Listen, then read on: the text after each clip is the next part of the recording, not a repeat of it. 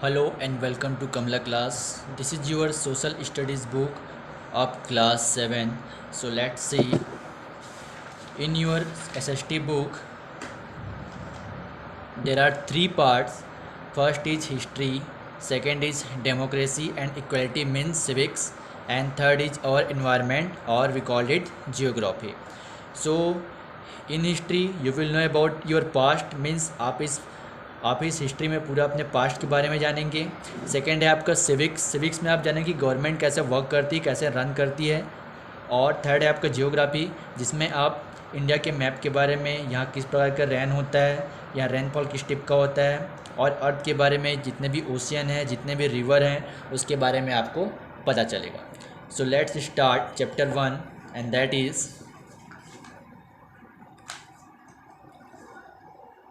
is our past. Chapter 1, where, when and how. Our past, history. This topic comes under the history. ये topic जो आता है where, when and how, ये किसके अंदर आता है? हिस्ट्री सब्जेक्ट के अंदर आता है. where मीन्स होता है कहाँ, when मीन्स होता है कब, and how मीन्स होता है कैसे.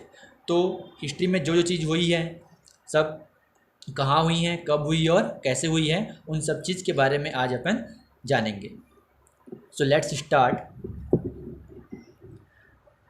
The Indian subcontinent. In the past, the Indian subcontinent was known as the Hindustan और भारतवर्ष. अगर अपन पहले समय की बात करें या पास्ट की बात करें तो ये जो इंडिया दिख रहा है इसको अपन किस नाम से जानते थे? भारतवर्ष या फिर हिंदुस्तान के नाम से जानते थे. This comprised Pakistan, Afghanistan, India, Bhutan, Nepal and Bangladesh. ये अभी जो आप मैप देख रहे हैं, इंडिया पहले इतना ही लिमिट नहीं था, इसका लिमिटेशन खाली इतना नहीं था. पहले वाले जो इंडिया थे उसमें पाकिस्तान, अफगानिस्तान, भूटान, नेपाल और आगे ईरान भी आता था. The term Bharatvarsh is used in Puranas and the boundary of the Indian subcontinent has been described in the Puranas. जो ये जो टर्म है भारतवर्ष, ये कहाँ यूज़ किया गया है? हमारे पुराणों में. And the boundary of the Indian subcontinent has been described in the Purana. और ये सब जो जितने भी आपके जो इंडिया के जो बाउंड्री है, ये सभी इसको बाउंड्री बोलते हैं. ये सभी आपको किस में मिलेगा? हमारे पुराणों में मिलेगा. It was stretch from the Indian Ocean to Himalayas. ये कहाँ तक कहाँ फैला हुआ था? पहले कहाँ से कहाँ तक फैला हुआ था? इंडियन ओशियन से पूरा हिमालय, ये आपका पूरा हिमालय वाला पार्ट है.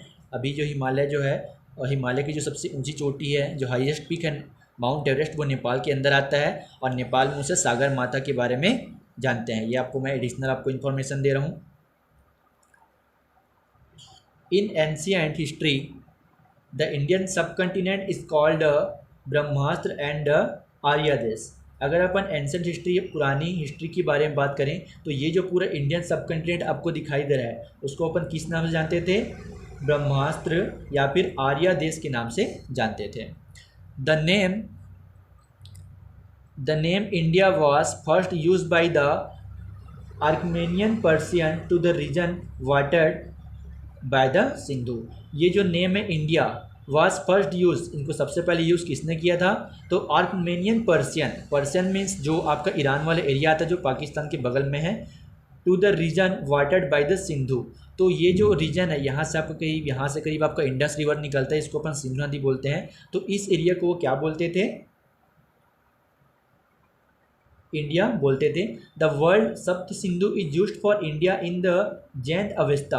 और जो सिंधु वर्ड यूज़ किया गया है इंडिया के लिए वो किस में मिलेगा आपको? Zend Avesta. The holy book of Persia. ये जो था पर्सिया का हॉली बुक था. हॉली बुक क्या था? पर्सिया का जैन अवस्था. उसमें आपको सप्त सिंधु के बारे में पता चलेगा जो कि इंडिया के लिए पहले यूज़ किया जाता था. मैं एक बार फिर से रिपीट कर रहा हूँ, जो सप्त सिंधु जो वर्ड है पुराने ज़माने में या पुराने समय में इंडिया के लिए यूज़ किया जाता है वो आपको कहाँ मिलेगा? जो जैन अवस्था है पर्सिया, जिसको आज के समय अपन ईरान बोलते हैं, उसके हॉली बुक में आपको मिल जाएगा.